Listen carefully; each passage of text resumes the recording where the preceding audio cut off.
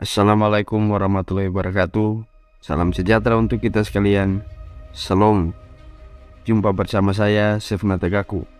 Pada kesempatan ini, saya akan bicara terkait dengan kisru pemilihan kepala desa yang ada di Kabupaten Halmahera Selatan, Provinsi Maluku Utara yang sudah dilangsungkan pada beberapa waktu yang lalu. Masih terlintas di ingatan kita tentang polemik pemilihan kepala desa di Kabupaten Halmahera Selatan yang cukup menguras tenaga, waktu, bahkan pikiran banyak orang karena peduli dan prihatin dengan kondisi daerah ini. Bagaimana tidak?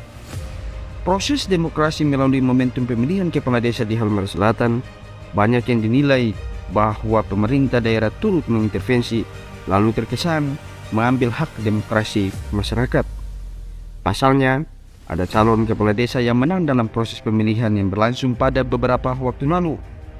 Namun pemerintah setempat justru melantik yang kalah.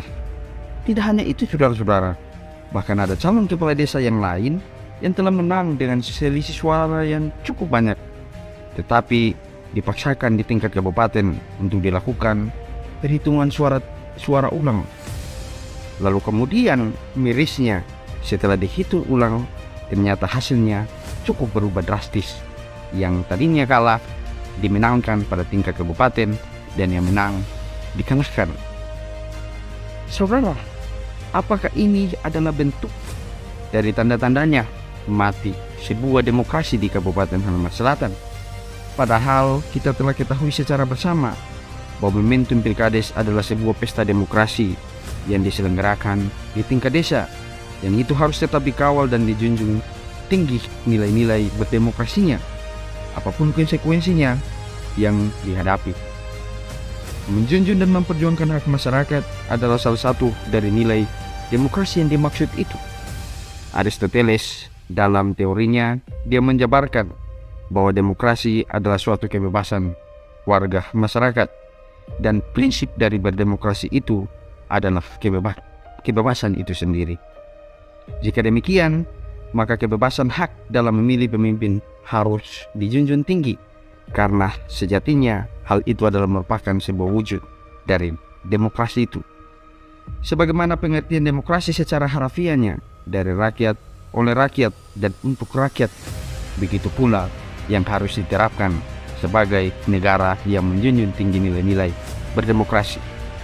Karena pada prinsipnya bahwa demokrasi adalah sepenuhnya untuk kepentingan rakyat, bukan kepentingan kelompok tertentu atau bahkan kelompok kekuasaan. Meskipun dalam sebuah negara bahwa kekuasaan itu diberikan kewenangan kepada lembaga-lembaga tertentu untuk mengatur rakyat, diantaranya eksekutif, legislatif, bahkan yudikatif, namun pada dasarnya apapun yang diatur harus benar-benar berorientasikan pada kepentingan rakyat, bukan kepentingan kelompok.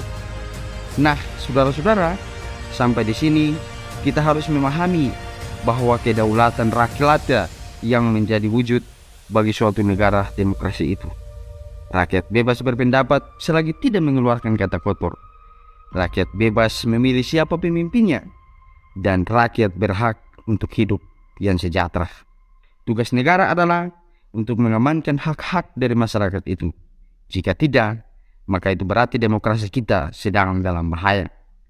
Dengan demikian, saudara-saudara, mungkin kita perlu membenarkan bahwa kisru pemilihan kepala desa di Halmahera Selatan adalah salah satu tanda dari matinya sebuah demokrasi itu sendiri.